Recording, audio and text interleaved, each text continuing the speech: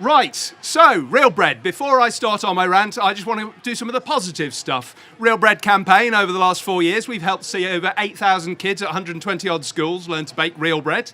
We've worked with about 100 different organisations, charities, small food cooperatives, public sector canteens to get real bread on the menu. So instead of buying just whatever the cheapest white pap they can, they're actually buying real bread and giving skills to local people and also healthy, nutritious food to people. We've got a book called Need to Know, which has so far helped give guidance to more than 1,600 people starting small real bread enterprises. So from people who have set up micro bakeries in their own homes to people coming together as cooperatives and other community groups to form community supported bakeries to really bring real bread back to the hearts of people of Britain and back to the hearts of our communities. So moving forward, what we're doing at the moment, we've got plans for a therapeutic baking project because there are plenty of people who are living with mental health issues or otherwise having a tougher time than most of us, who are getting so much out of real bread making. Real bread can and does change lives. There are fantastic groups, the Veterans Artisan Bakery in Catterick, you've got the Better Health Bakery in East London, you've got the Veterans Bakery in Catterick, you've got the Camp Hill communities, all of whom are helping people for one reason or another, having probably a tougher time than most of us sitting out here in the sunshine today are through their lives. But they've either got therapeutic value out of bread making, they've got social opportunities, coming together with people, and in some cases they've had employment opportunities. They've struggled to find out where their place in life in the community is, and suddenly it's like, whoa, who knew? I'm a baker. And they get so much out of that. The thing is, they don't know each other exists, and so we're trying to find funding at the moment to bring those people together and help share those ideas and information. So you can help that by making donations to the campaign, also by joining the campaign. You get a lovely magazine and you join our mutually supportive network. So that's the good stuff. Now on to my rant. Who knows what you need to make a loaf of bread? Flour. Well done. Anyone who's not on staff knows. Yeast. Thank you. Salt. Right, okay. I need some volunteers. Can I have 8 volunteers pretty quickly because I've already waffled for half of my time. 8 people down the front, please. I'm not going to embarrass you hideously. Come down. Don't have to wait to be called out. Come down, come down. Half of you to the left, half of you to the right, and here I am stuck in the middle with you. Hello. You right, boss? Right. Need a few more on this side, please. Need a few more on this side. Come on, don't be shy. Don't be shy. And another one there. I'm being reminded of Hitchhiker's Guide to the Galaxy, a apathetic bloody planet. Come on, get off your arses. Come on, it's not that hard. I'm standing up here looking like a tit. I'm not going to make you look that embarrassed. Here we go, here we go.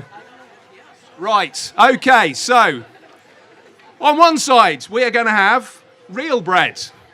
On the other side, we're going to have, I'm not even going to call it bread, the industrial stuff, the factory loaves, the things you get from the supermarkets, the things that get sold down one aisle where people are testing it like that, 2 aisles down, you find people testing bog rolls in exactly the same way.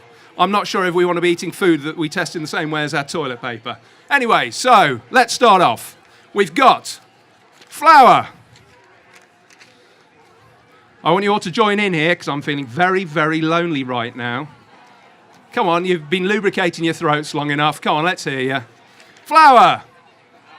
Way! And someone please come and make this lady feel less lonely. Come on. I tell you, by the time we finish this, she's going to need a lot more help. Come on, that's it. Round of applause. Water. Go on. You've gone quiet again. Water. Yeast. Come on, we need one more down here as well. Come on. Yeast. Yeast. Pass it down. There you go. Yeast. Salt.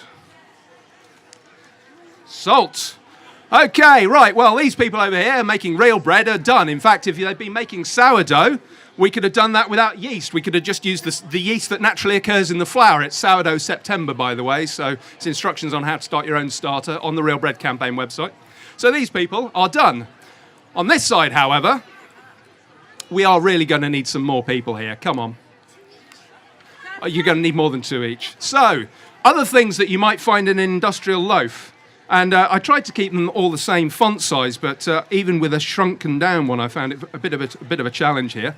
So, something else that you might find in an industrial loaf. We've got calcium propionate. There we go. This is all one thing, by the way. E282. That's used as a fungicide. That's to try and slow down mold growth. Something you don't need in a loaf that you bake and eat within a day, or something you don't need in sourdough. Yeah, but calcium propionate isn't. Now, this is sodium stearyl lactylate, E481. Okay? Yeah, with that, you've already got salt. We're all right there. So, sodium stearyl lactylates, E481. Right, I best hurry up, actually. I'm going to run out of time. These are just a few of the things that you might get in an industrial loaf. L-cysteine hydrochloride. There you go, L-cysteine hydrochloride. There we go. Told you we were going to need more people. So yeah, maybe we need some help from the real bread people on the other side if you really want to cross the fence. I'll hold the other side. That's fine. So what else have we got here? This is always. Now, these two, the following two, you probably won't even find on the label because the law says certain things can be called processing aids, and if you determine it's a processing aid, it doesn't even have to appear on the label.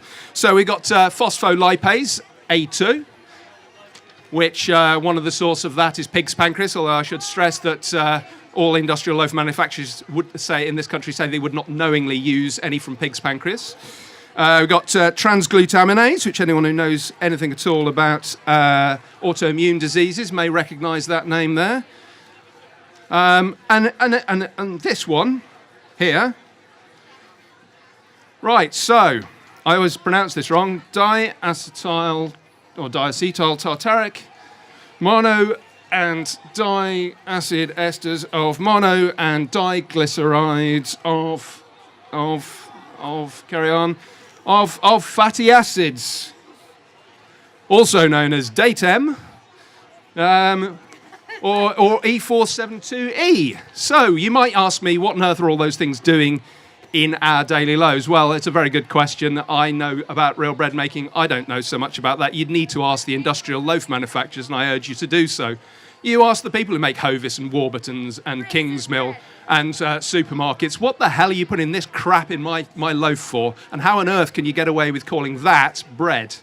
So that's what we're fighting against. You've already heard what we're fighting for and what we're bringing people together to do. So if you'd rather see this brought into the hearts of our local communities, flour, water, yeast, salt, or even just flour, water and salt as a sourdough, or this, I mean, this is just some of the things. Some of those have 12 to 16 different things in them, and those are just the ones that are declared. Then please join the Real Bread campaign and help our charity continue to bring real bread back to the hearts of our local communities. Thank you.